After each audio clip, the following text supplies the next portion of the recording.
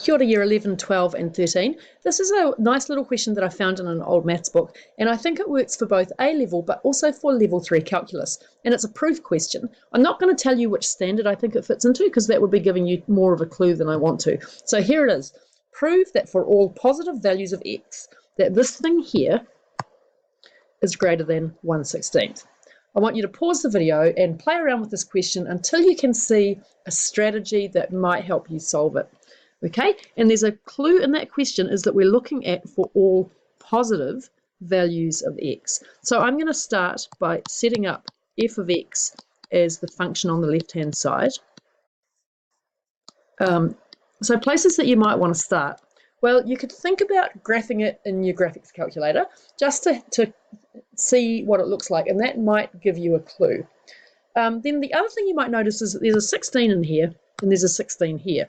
So if we figure out what the value of the function is at 0, even though that's not a positive number, that might be a good thing to do to get us started. So let's work out, where's my pen gone, f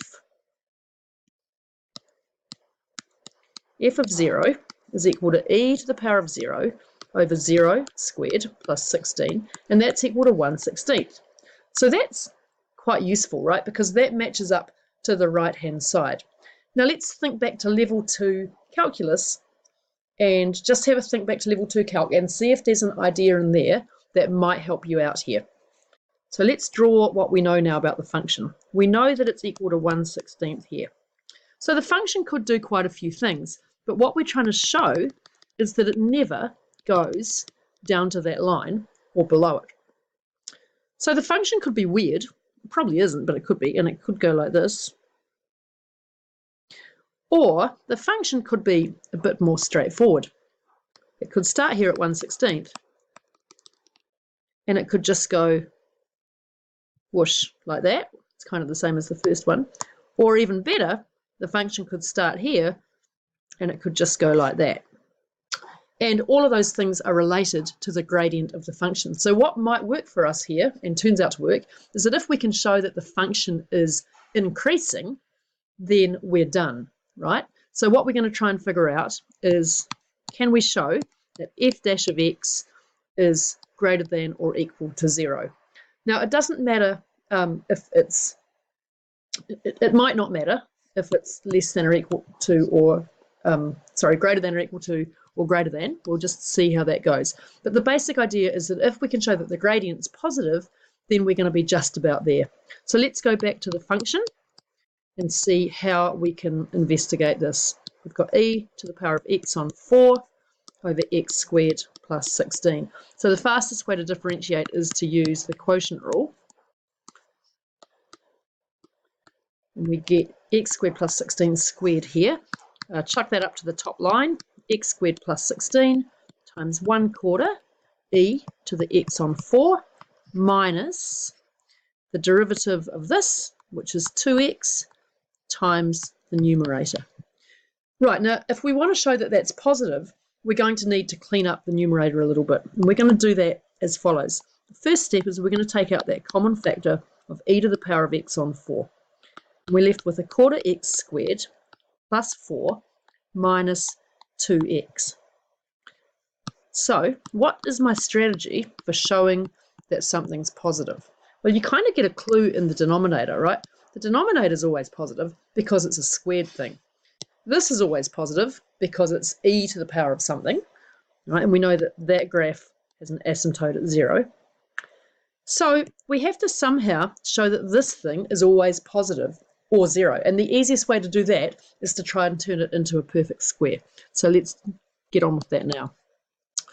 I've got e to the power of x over 4, and I'm going to take out a common factor of 1/4, because that's going to be the easiest way to do it. So I'm going to have x squared plus the 4 is going to be multiplied by 4, right? So if I take out a factor of 1/4 here, x squared plus 16 minus 8x.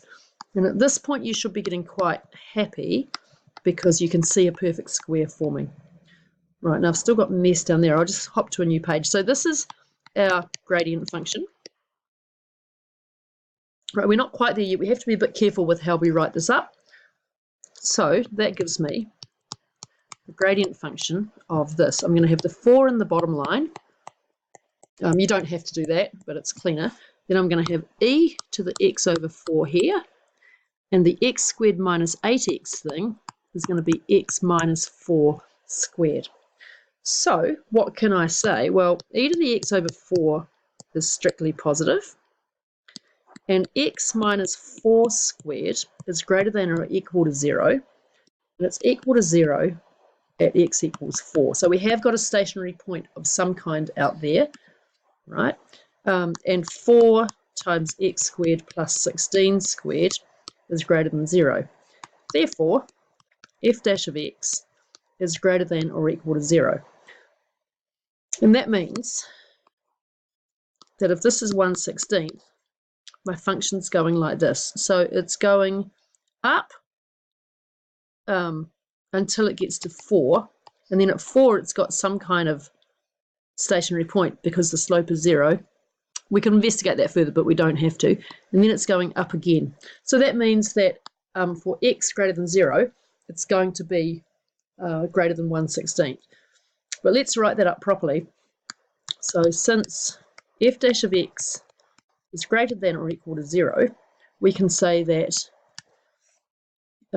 f of x1 minus f of x0 is positive when x1 is greater than x0. So f of x1 minus f of 0 is greater than or equal to 0. So f of x1 is greater than or equal to 1/16, right? Because that's what that is, and we can add that to both sides. Now, since f dash of x is strictly greater than 0 for x between, what have I shown? Let me think, 0 and 4, we have f of x strictly greater than f of 0 out to x equals 4. In other words, 1/16 is a lower bound, right? I'm trying not to make this more complicated than I have to do a complete proof, but the little bump at 4 just makes the write-up a bit harder to be really nice with. But basically what we're saying is that for this bit out here, it's going up until it gets to 4. Then it's staying the same. But it doesn't matter because it's still above the 1/16, right? And then it keeps on going up again. So there you go. It's a nice question because it doesn't really guide you with what to do. It's the kind of thing that you might find for a like 1-marker starter question in scholarship if you were really, really lucky.